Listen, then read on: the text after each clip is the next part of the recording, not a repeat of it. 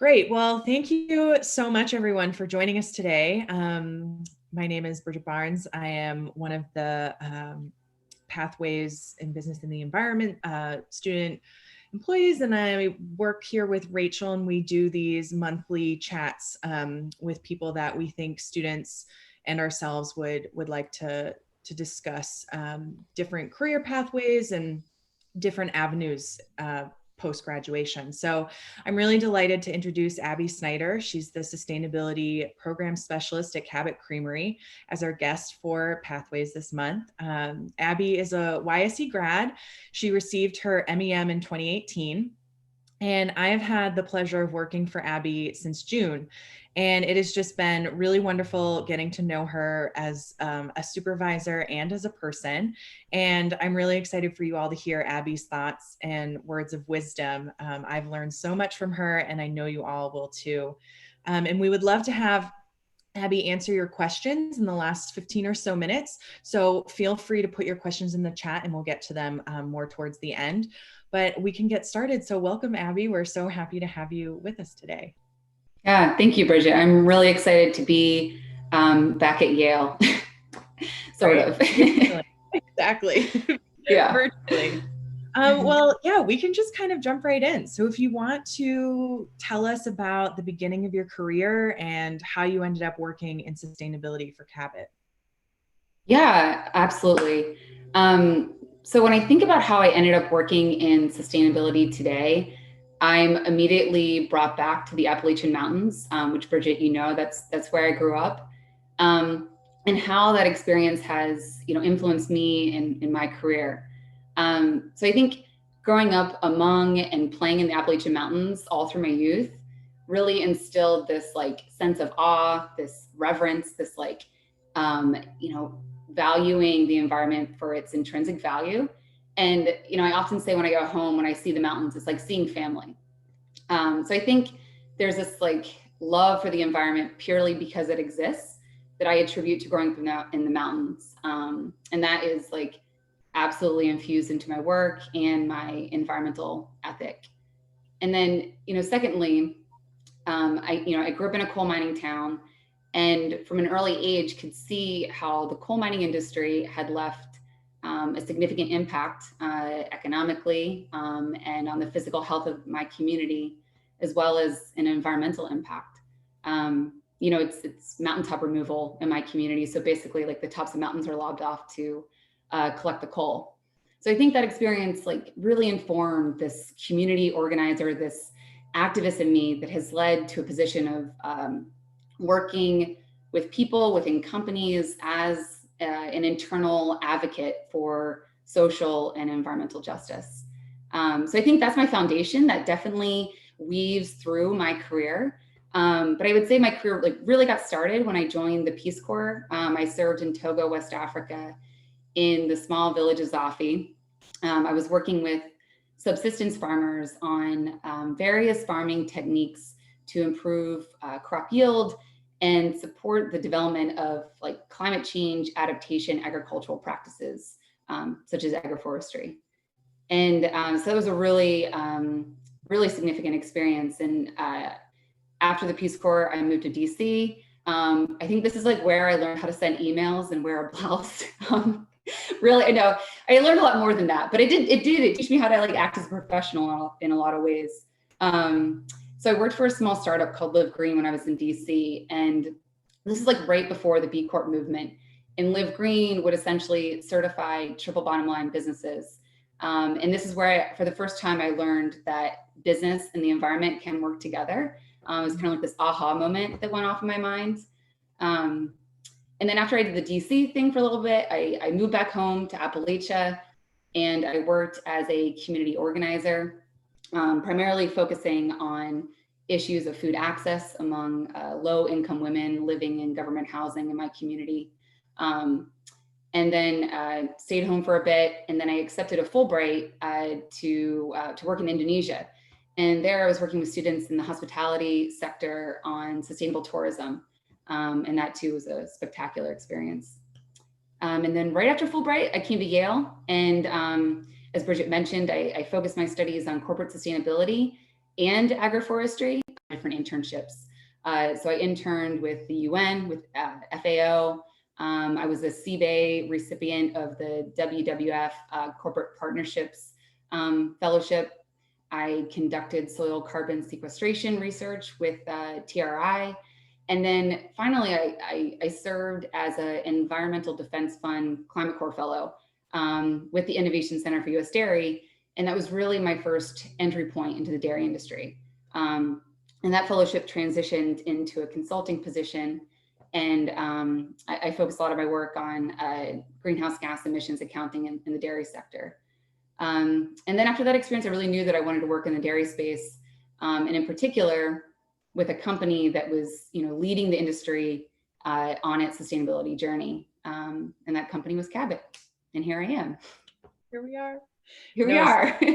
Right, and such a diversified experience. I think what could be interesting for us to know too is, what have been some of the most influential experiences, from all of that past good stuff that you did that you now bring to your current work in corporate society? Mm-hmm. Yeah, I definitely think about my experience working with subsistence farmers in Togo a lot. That experience, I think, really showed me that climate change action is like truly the fight for the fundamental right for all people to live full lives. And I distinctly remember this moment. I was working with my friend Paul on his farm in Togo, and he was sowing corn as he would every April. But this year, like many years in recent history, the rains were late. They were unpredictable. And I remember Paul saying to me very poignantly, the rains don't come anymore. And for someone like Paul, who grows food primarily to feed his family, and without irrigation infrastructure, sorry, you just kind of blacked out for a sec. Oh, you're back. You're back. Just shifting climatic patterns are like a matter of life and death. Climate change is altering those rain patterns and his ability to grow food. Right. So I think about that a lot. And, climate change is this, as we've said, like this threat multiplier. It makes existing vulnerabilities worse. And so I think my work in corporate sustainability and to support the dairy industry in its journey to mitigate emissions is absolutely linked to wanting to do my part to create a more sustainable and just world for my friend like Paul and his children and his children's children. So I think about that a lot. I look at my work as like, how can I support or like bolster those voices that have gone intentionally unheard into the conversation? And to me, those voices are, vulnerable populations, future generations, and then like the diverse flora and fauna of our planet. And when we had office space, I had, 3 pictures of those like 3 groups of voices in front of me to like help me on the hard days. I had a picture of my friends in Togo, a picture of my niece and nephew, and a picture of a masked trogon, which is this awesome tropical bird that I saw when I was in Ecuador on a trip when I was at Yale. So that's definitely my fuel. It's definitely like what keeps me going on those hard days. It gives me a lot of purpose thinking back on those experiences. Yeah, it's a really personal type of drive, I think, into this. Yeah, space. totally. Yeah. And so, the word sustainability, it just means so many different things to different types of people, economists, political scientists, ecologists. So, looking at the dairy industry and then Cabot specifically, what exactly does sustainability mean to Cabot as a company? Yeah. Yeah, happy to talk about that.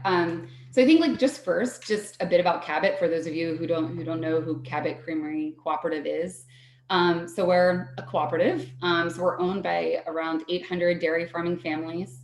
We've been in operation since 1919, and our milk shed, as it's known, so like where we produce our milk, is primarily located in the Northeast. So New York, Massachusetts, Maine, Rhode Island, Connecticut. Actually, so the Farmer's Cow, which is one of our members, is right up the road from New Haven. And we typically have smaller farms compared to the national herd size. So we average around 700 head on our farms. And you've probably eaten or heard of some of our products. We make, Greek yogurt, sour cream, cottage cheese, butter, obviously like a full line of cheeses, with my favorite being the Vermont Extra Sharp. And if you haven't had our cheese before, you should just bother Bridget, because we try and keep her stocked up on cheese all the time. So just like knock on her door for some cheese. Yeah, exactly. Unless I eat it all, I usually do. So good. Yeah. So that's good. Cabot. And that, like in a nutshell, really briefly. And then this is our sustainability motto: living within our means and ensuring the means to live. And that's at a high level, that mantra or mission statement is, really guides our approach to sustainability. And I'm going to just further define that for you with a few slides. So we can go on to the next slide. So this is a lot right here, but I want to talk a bit about context-based sustainability, which is the underpinning of Cabot's sustainability approach. So this is the multi-capital scorecard, which you see here. It's a tool that was developed by Dr. Mark McElroy, who was one of our longtime sustainability consultants. And so the MCS, the multi-capital scorecard, is a quantitative performance accounting tool that assesses the triple bottom line. So the social, economic, and environmental performance of Cabot or any other entity that like adopts this tool. And there can be several indicators within each of the bottom lines. So for example, you can see at the bottom there, the environmental bottom line, we have 3 areas of impact or indicators that we're evaluating. And as a side note, like these areas of impact are determined or identified after conducting a materiality analysis, which anyone I'm sure at Yale that's studying corporate sustainability is familiar with. So it's just at a very high level how our triple bottom line performance accounting goes, but I'm going to dive into the climate area of impact more specifically, just to give you an idea of like what context-based sustainability really means. Yeah. So on the left here, so Cabot assesses its impact on the climate system by calculating its performance against planetary thresholds. So this is like the context part, right? So our performance, our carbon targets are guided by the physics of our planet as it relates to the concentration of greenhouse gases in the atmosphere. This is also known as the carbon budget threshold that we, Cabot, and also more broadly our global community are operating within. So this planetary boundary that you see here as determined by the latest IPCC climate science is what is required to maintain average global temperature increase of no more than 1.5 degrees Celsius. So when we are establishing our carbon targets, we're setting them in the context of science, in the context of this 1.5 degree Celsius scenario. So that's the threshold, right? And then the allocation piece is basically like, okay, now that we know what we're operating within, essentially like what % of the remaining carbon budget should be allocated to Cabot, or like how much are we allowed to emit year after year with respect to the carbon budget. And so the metric we're using uses an economic allocation approach that's based on Cabot's contribution to global GDP. And that determines our organization's annual allowed emissions, while at the same time staying within that threshold. I know that was a lot really quickly. But so the result is this is multifaceted and directional for a company, especially because it informs our absolute carbon reduction targets over time. Right. Yeah. And then something that I was always interested in knowing when I first started working for Cabot was what is unique about context-based sustainability versus other forms of sustainability measurements that are out there. Mm-hmm. Yeah. Context-based sustainability is really unique, mainly because like our targets aren't arbitrarily established.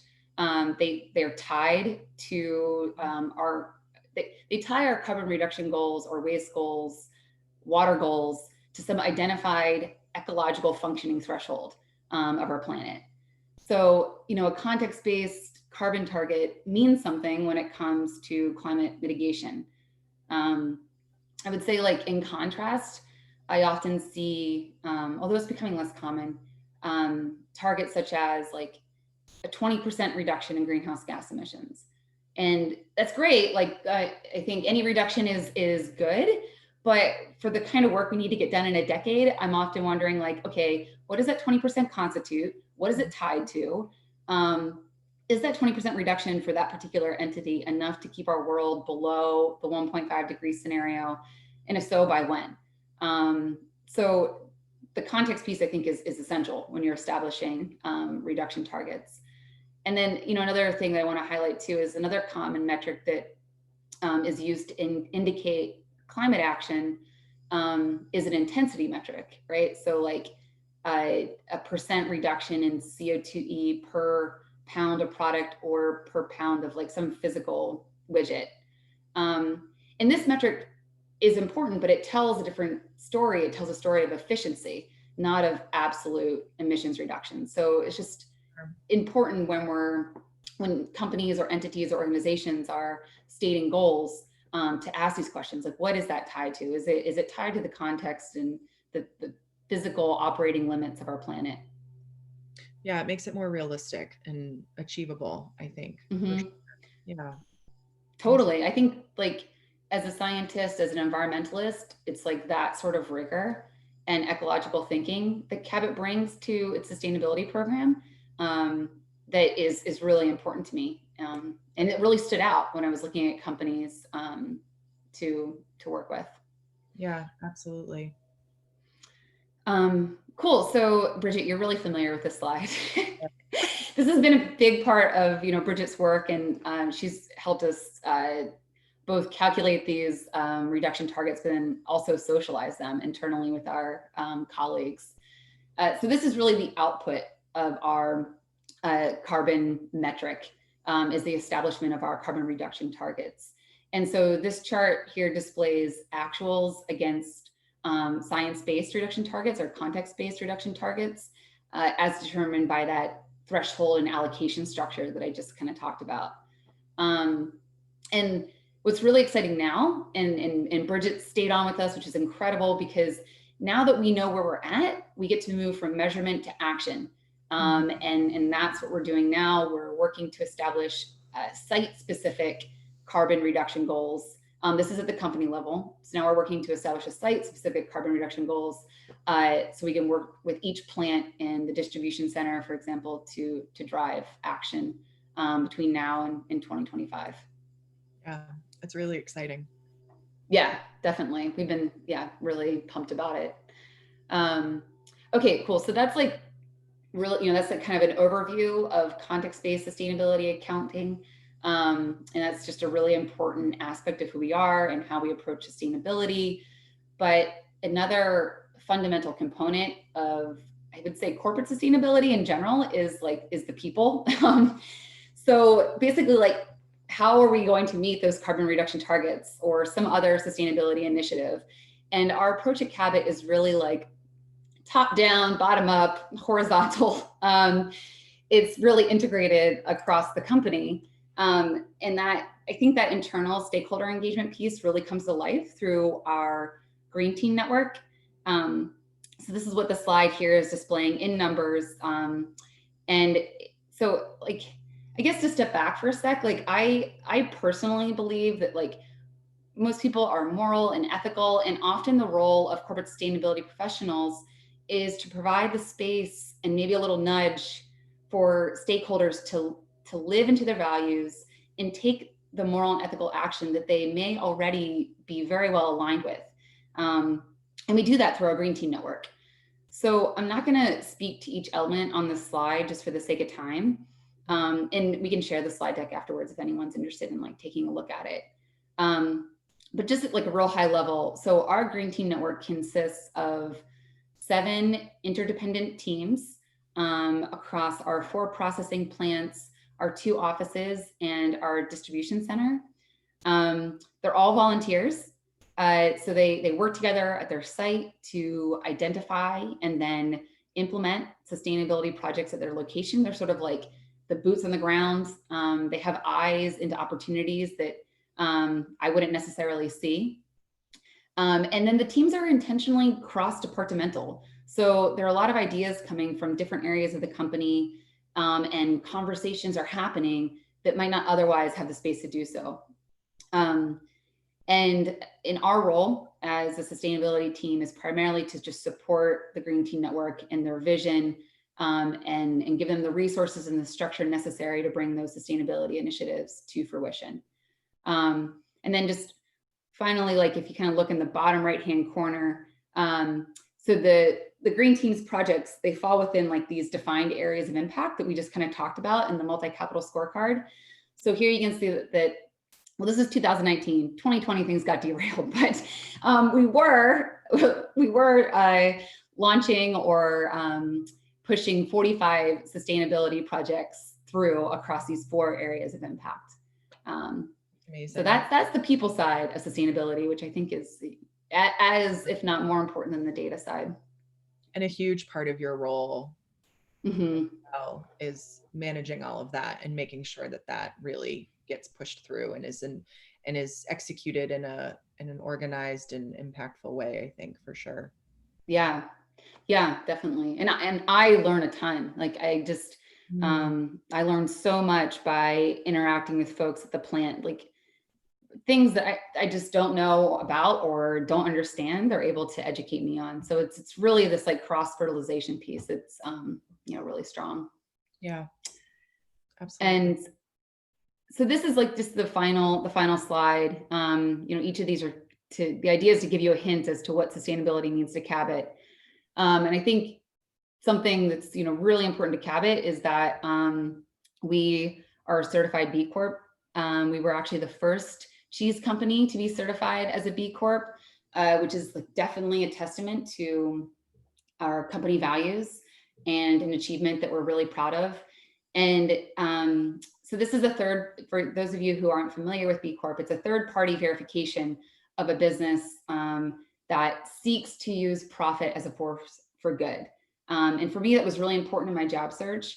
I was, really intentional about wanting to work for a company that shared similar values to my own. And seeing that certification on Cabot's products was an indication of alignment. And then just briefly, like you probably have seen some of the other brands. So the B Corp movement is definitely growing with, I think now there's like 3,000 plus companies around the world. And I think the sense of being part of something bigger than an individual business is a deeply fulfilling aspect of B Corp certification. And then there's another thing I wanted to say about, oh yeah, so I'm leading the recertification process for Cabot. And one thing that I've loved is I've like dove into the BIA, the B Corp impact assessment, is that B Lab, the nonprofit that governs that, they are continuing to raise the bar of what it means to be a B Corp. So it keeps getting harder, which is great because there's like this embedded idea of like continuous improvement. And what it means to be a triple bottom line business. So we're recertifying in 2021 and really excited for that, that process. And like I said, I just think it's, again, like a testament to what that certification means, because it's not, stasis is not an option. Like it is about growth and improvement, which is great. Yeah, which is what we need as we move forward, from just measuring to making that lasting impact, kind of to really start with mitigation. Totally. Awesome. Thanks so much, Abby, for that. Really great summary. I think it's so cool to see and dive into all the different varieties of things that Cabot and that you do, to further that sustainability agenda. And, something that I'm wondering is why you think corporate sustainability is an effective tool for change. Yeah. I guess I would just first say that, in order to have global emissions by 2030, which is like really soon, I believe we need every single tool at our disposal to make this happen. So I think that's like activists, that's like soil carbon scientists, transportation specialists, folks that are developing algae as a feed additive. I know that we need it all. But I think corporate sustainability is part of that suite of solutions. And when done, I think ethically and transparently, can play a really important role in this moment in time, I think for a few reasons. One, I think there's a real opportunity for sustainability professionals to lead from within and really, what I say, like nudge the Freightliner in a more sustainable direction. And it may take years of organizing and pitching and collaborating and problem solving to switch, say, like a boiler from fuel oil to natural gas, and then from natural gas to electricity. But the payoff to the environment and bottom line is huge, right? Like it takes a long time, but like the impact is significant. So that's like the first piece. So I think it's like an important pathway for change. And then the second is, I've seen there's like this ripple effect that can happen when one company begins to adopt a more transparent or more scientifically rigorous sustainability effort that can influence other companies and competitors to do the same. So it's like this positive multiplier effect that you can see happening. So like when some of our dairy counterparts adopted science-based targets like Stonyfield or DFA or Schreiber, that sets the bar a little bit higher for the rest of us. And what gets paid attention to grows. And you can certainly see that when it comes to how companies influence each other for the better. So, yeah. No, and it's great to hear it explained in that way, because I think sometimes corporate sustainability can just be looked at through a couple of different lenses. So it's good to have that concrete view of how we can use it to move that needle or that freight. So you're yes, we're moving. I think your slides showed, snippets of what you do, but are there elements of your day or key pieces of your work that would be helpful to share about like what you do? Besides write emails and wear blouses. Yeah, exactly. Yeah. So, and Bridget, you had immediate exposure to this through your summer work, but our sustainability work at Cabot is very quantitative heavy. I'm often deep into Excel spreadsheets, entering, cleaning, analyzing data around carbon, water, waste. And, Bridget, this well, sustainability work can be a lot of data hunting, or as I like to say, a treasure hunt, because the data collection systems, they were established for the financial bottom line, which makes sense. That was the way of doing business in the past. And they weren't always capturing the sustainability data we're looking for. So it's a lot of like looking in these nooks and crannies of the company to find the data, and then working internally with our colleagues to restructure those systems so that we are capturing the data that we need to inform our decisions around, carbon reduction action. So definitely very quantitative heavy. And then I think once the data, is gathered and analyzed, then we have to like talk about it. And that's really the second piece, is data storytelling, or just storytelling, like essentially translating that sustainability data into something that's meaningful to other departments. There's a saying that I love that captures this idea really well. It goes, so to influence behavior, data has to land in the fertile soil of a worldview capable of integrating it. Yeah. And I just love that, because it's the fusion of the quantitative piece and the people piece. And I think that rings so true with sustainability, that like, yes, data analysis matters, but then how you talk about it, how you translate the data to mean something to different stakeholders, like that's where the real change happens. So yeah, that translation piece is a big part of my day. And there was one more. Oh yeah, there's a lot of like engagement with external stakeholders as well. So I mentioned the green team. That's like primarily like our internal stakeholders that we're engaging with. But we're also working with the broader dairy industry. So I'm on a couple different working groups with the Innovation Center for U.S. Dairy. I work a lot with Efficiency Vermont, utility companies, waste management companies. So there's a lot of engagement with external allies and partners. Yeah, I think, and the last thing I would say is like reporting out. There's a ton of reporting out. The BIA is a good example. We also report out through the dairy industry sustainability framework.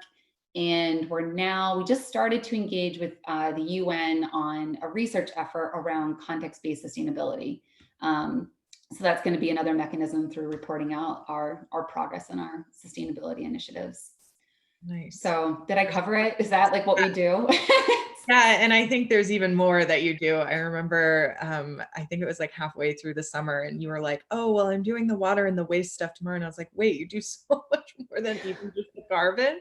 So I think, yeah, there's a lot going on, but it's really lots of different facets of sustainability. I think that's what's cool about it is you get to dive into different pieces throughout the company. Yeah, that's great. Yeah. Yeah. And now I have a question for you. Yeah.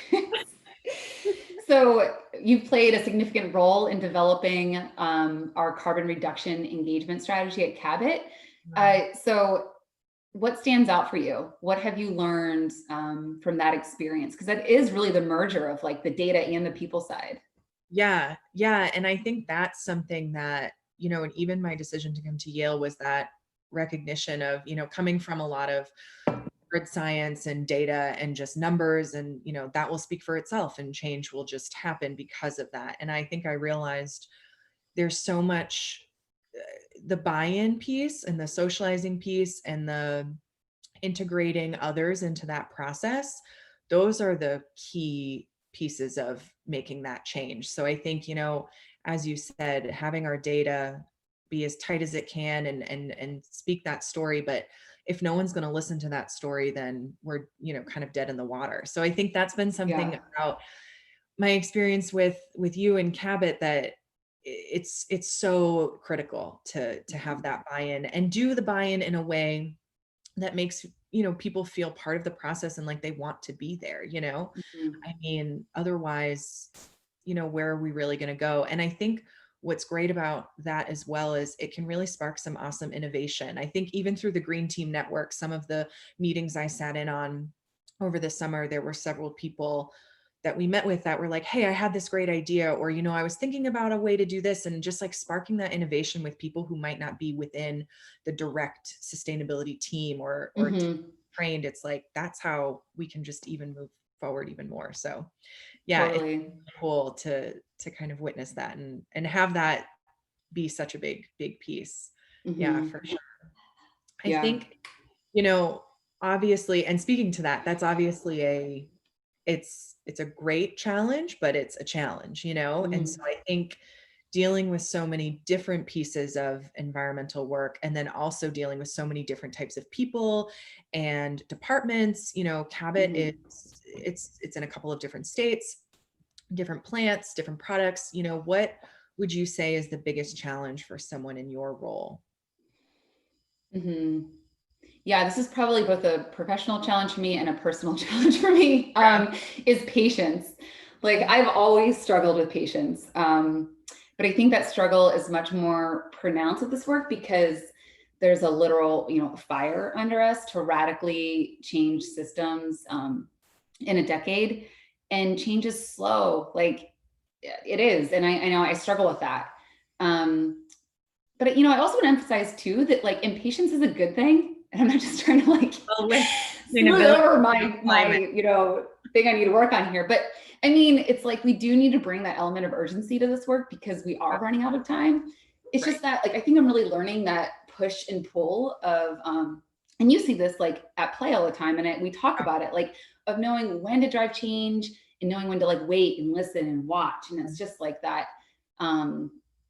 intuition, I don't know, practice it's like of just like split almost, like you have to you can't just, it's like a dance. Absolutely.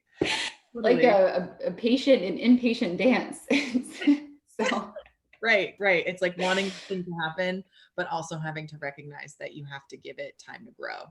Yeah, yeah, and like knowing that like what is really urgent in my worldview and with my values right. may or may not be the same thing for someone else. Like so, Yeah. it's yeah, it's just that balancing of the two. Yeah. Yeah, I think several times in our meetings we'll kind of go off into our, tangents of saying, all these things that we like to talk about. And I think sometimes one of us will be like, the world isn't there yet though, so we just got to wait a minute. Like we just Yeah, got to know how we can push through now. I think we have a lot of yeah. the same mentality of wanting to get those things really, scaled up quickly, but having to recognize Mhm. that, yeah, we're getting there, but we just haven't achieved maybe that pinnacle yet. Yeah, and like focusing, like refocusing on what's right in front of us and Yeah. how can we take a bite out of this huge, systemic change that needs to happen one day at a time, Yeah. Um, Yeah, totally. this other thing I would say is that, and you kind of alluded to this, is like being, I guess, sustainability is really broad. So, like as I talked about, doing like water and waste and carbon. So I think another challenge is like I've had to become really comfortable with embracing the vulnerability of not knowing the answer, Right. um, because I can't possibly know everything about like how water quality issues impact Lake Champlain or like the Mhm. recyclability of a multi-layer plastic or like operational downsides of installing a CO2 refrigeration system. Yeah.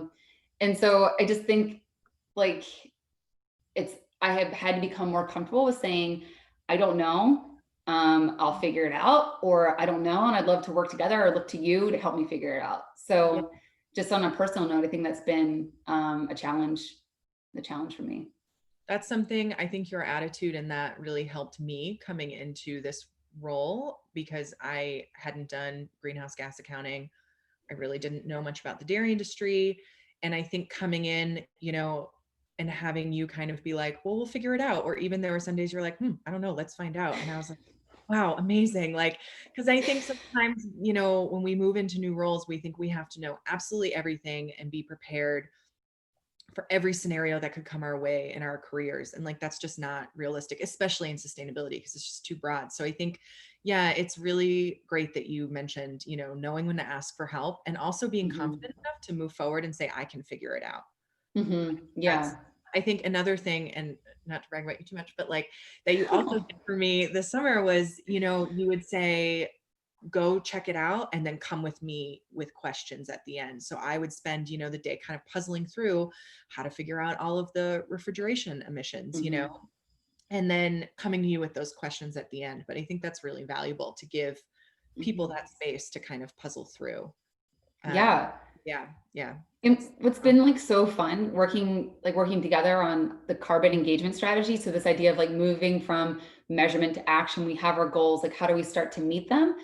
I mean, we say almost every time we meet, like, I don't know. Like right.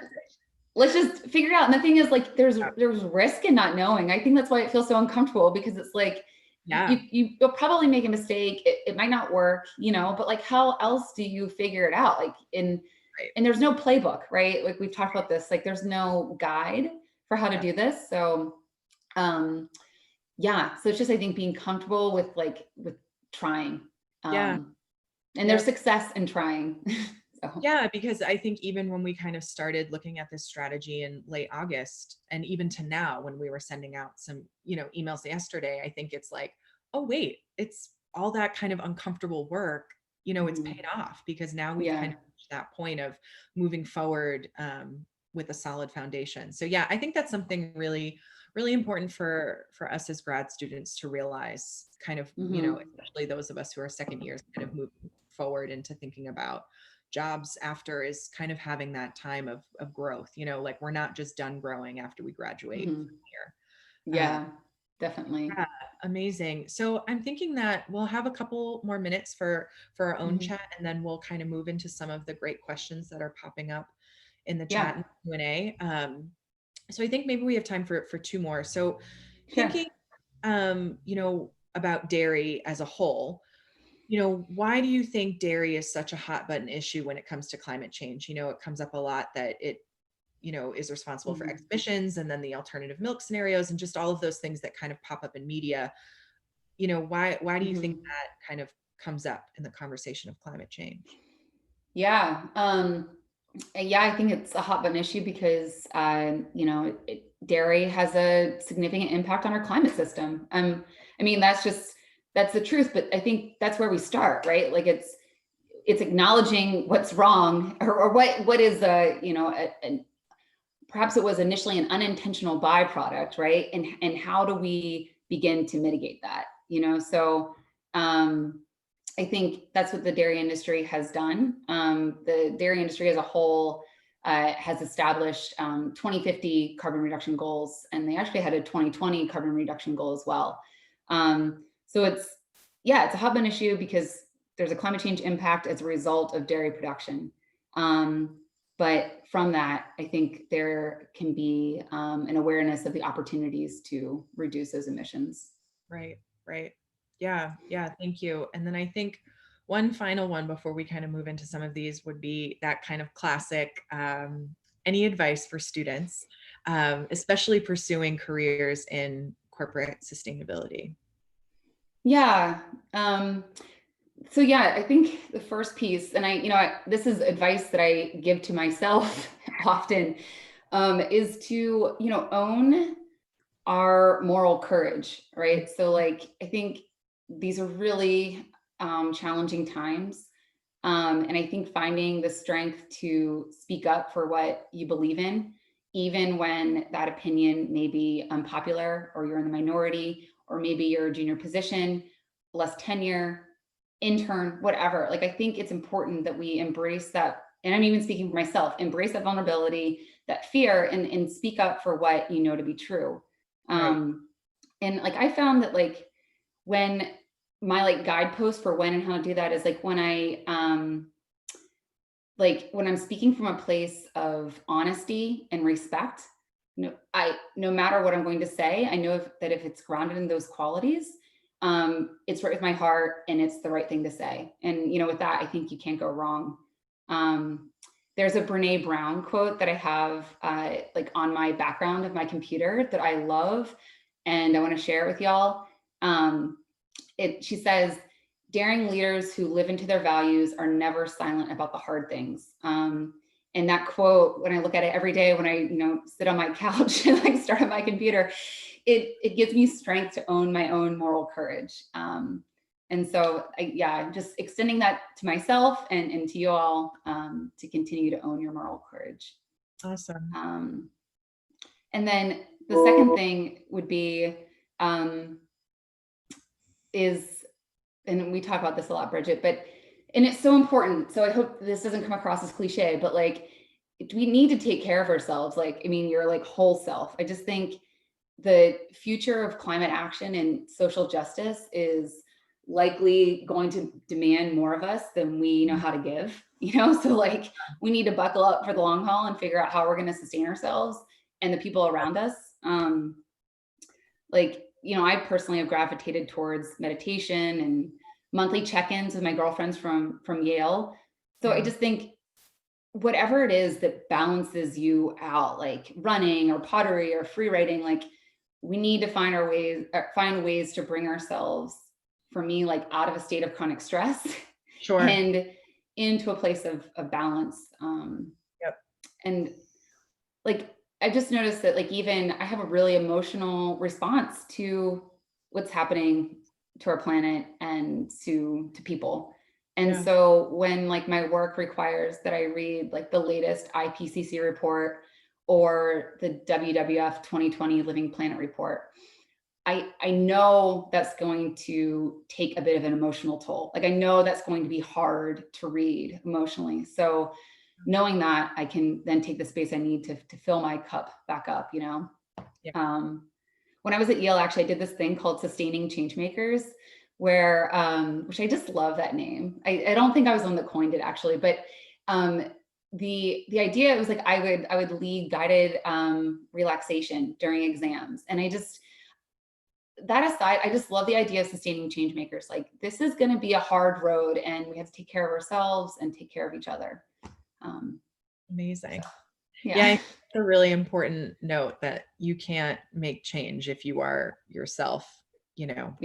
a little bit. So yeah, I think that's such good advice. Thank you for all of this. Yeah. I think people are eager to ask a few questions. So I will start with the chat, and then move on to some of the Q&A stuff. So Craig has a nice comment here. I don't know if you can see the chat too, Abby, but I'm going to Pull try it to up. Let me pull out see. his direct question, which is, how do you advise small to medium-sized companies, particularly in the dairy space, to invest in sustainable energy technologies? Yeah. Well, I think like the financial implications of adopting like newer technologies. In this case, I think you're referring to like solar or wind. I mean, I think if you're thinking about like adopting that on the farm, like there are some really neat models where you can have solar arrays that also create shade for the cows. Like, it's a multi-beneficial setup. I think for farmers where profit margins are so thin, there have to be either shared cost sharing programs. So like incentives provided by states or national funding programs. I think it really has to be financially achievable for the farmers to adopt this kind of practices. And when they are financially available, we have seen our farmers adopt them. A good example is we have several farms with anaerobic digesters. And when Massachusetts was offering appealing state funding for farmers to adopt that, farmers that were sort of the early adopters took that up because it was financially viable. So I hope that answers your question, Craig. Yeah, and I think it's such an ongoing process too. So it's exciting to see, especially with, being in the different New England states plus New York, kind of what could come out of that, depending on different state incentives. This next one is pretty interesting, especially because I think we've been starting to toy around with this idea and having these conversations. But Charlie is asking, if you could speak a bit to how Cabot is addressing Scope 3, especially with farm level inputs within purchased goods and services. Yeah. Scope 3 is a huge issue, right? Like, I would be interested, Charlie, to hear what you did over the summer. And for the dairy industry, like the majority of our emissions, live on the farm. Like, that's just the way it works. And then, the goals and the work that Bridget and I have been doing, that's Scope 1 and Scope 2, right? I should have said that up front. So Scope 3 is sort of the next frontier, and it's a really important piece of the puzzle. One of the challenges has been just credible and consistent data collection. So one tool that the dairy industry has at its disposal that Cabot has started to implement is IDFA's Farm ES tool, which is science-based, but it minimizes the data inputs required by the farmers, primarily to be mindful of their time, and has embedded emissions factors that take into consideration the feed, the climate, the manure management practices on the farm. So that's a tool that is being adopted across the dairy industry and that Cabot has started to use. But we're not at a point yet where we're fully calculating our Scope 3 or even determining actions to directly mitigate those emissions. Right. Yeah. Work in progress. Yeah. This next question is pretty interesting, especially after your discussion around CBS, context-based sustainability, and how we kind of base our targets around that. And so Rachel's asking, how come Cabot is not a part of SBTI, which we know is that Science-Based Targets Initiative and how many companies kind of advertise their target setting. Mm-hmm. Yeah, that's a bit of a complex one that I didn't initially have a decision-making role in. So I came into Cabot when they had I think even a decade ago decided to use the context-based sustainability methodology with the multi-capital scorecard. And my understanding is that one of the major differentiators between the two is not the threshold piece. So like the carbon budget is the same because it's the carbon budget in like both approaches, SBTI and the context-based methodology. The difference is how those emissions are allocated, right? Mm-hmm. So SBTI uses a sectoral allocation approach. I wish I could speak more in depth to how that works, but I'm not entirely sure how those emissions are divided up based on the sector. But Sure. Cabot has chosen the economic allocation approach, which is based on contribution to global GDP. Yeah, So, awesome. mm-hmm. Thank you. Tim has a good question around kind of the greenhouse gas targets and how Mm-hmm. those targets get translated. So, how does Cabot hold itself accountable to the targets, and then how these targets get translated into goals for our various plants, which is kind of the stage we're in right now. Yeah, the accountability piece is huge, right? And I think it's actually by talking about it like we're doing right here today. So Cabot just recently started publicly talking about its carbon reduction goals in September. I believe that was the first time we presented at a international conference called R 3.0 and publicly revealed our carbon reduction targets and spoke to them. So I think that's the accountability piece. Sorry, what was the second part? How our targets are getting translated into goals for different, essentially, our plant level. How our top, enterprise level gets translated, and I guess now speaking to the fact that we're doing plant-based targets as well. Plant meaning the manufacturing plants. Yeah. This is so topical because Bridget and I, we developed this ourselves. Like we figured this part out, which was really fun. So this is like the first step in our journey, right? So we have our company goals and now we're trying to bring them down to the plant level to create, ownership at each plant as to how they're going to tackle their piece of the company pie as it relates to carbon reduction. And so the way we're going to start doing it is by evenly allocating that percent reduction annually to each site, to each plant. So I think, what was it, like, I don't know, 7.9% reduction year after year, something in that range. So like then our West Springfield processing plant has to own a 7% reduction in its own emissions between 2021 and 2022. So it's just like an even distribution of percent reduction across all plants. And then I think the really interesting piece that we had fun developing is, and this is like the translation element that we talked about, like how do you make this carbon reduction goal meaningful in the eyes of a plant manager? And plant managers think in terms of pounds produced, and so Bridget and I developed a intensity metric. So that's like the concentration of CO2e per pound of product that's tied to our absolute carbon reduction targets.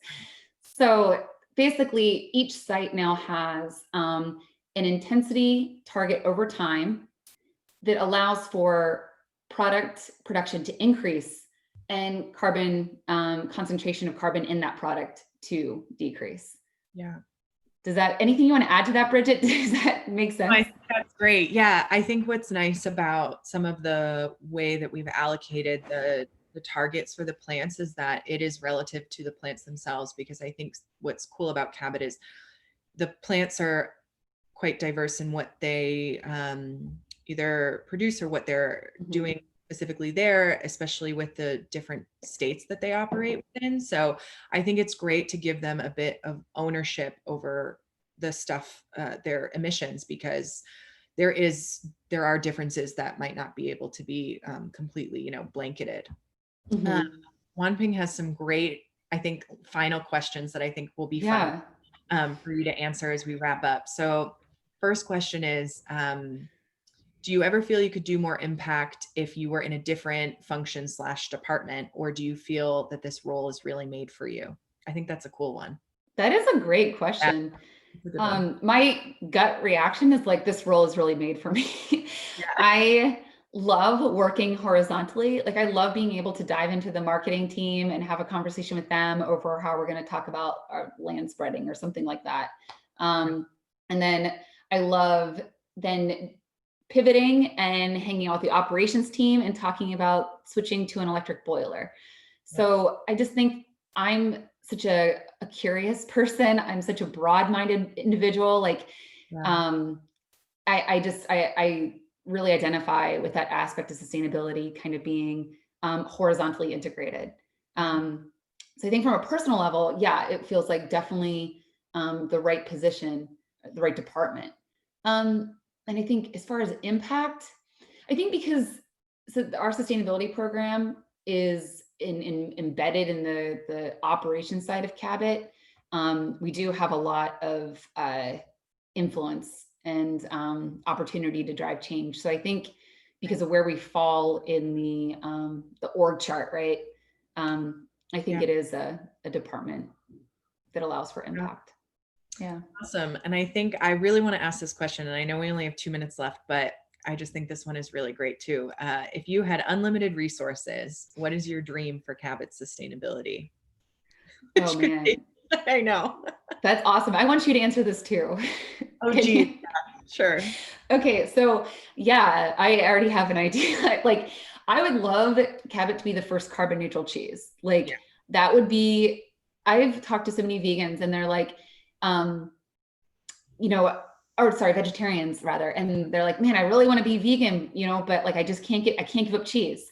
So I'd love the opportunity for people that are consuming, have dietary restrictions based on the impact of the foods that they're consuming.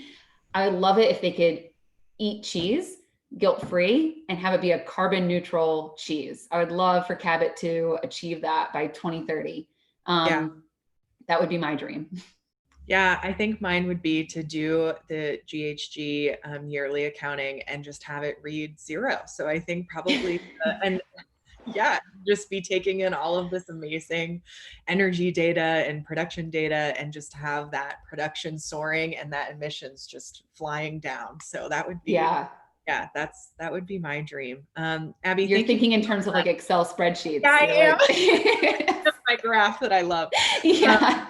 Thank you so much for joining us. I think this was such a fruitful conversation, and I'm sorry if we didn't get to anyone's questions. I can share, Abby, you put your email in the beginning, and if anyone would like to follow up with questions, I'm happy to facilitate that. Yeah, thank you so much for joining us, and thanks for everyone who hopped on. Yeah, thank you. This was so much fun. Thank you all. So, yeah.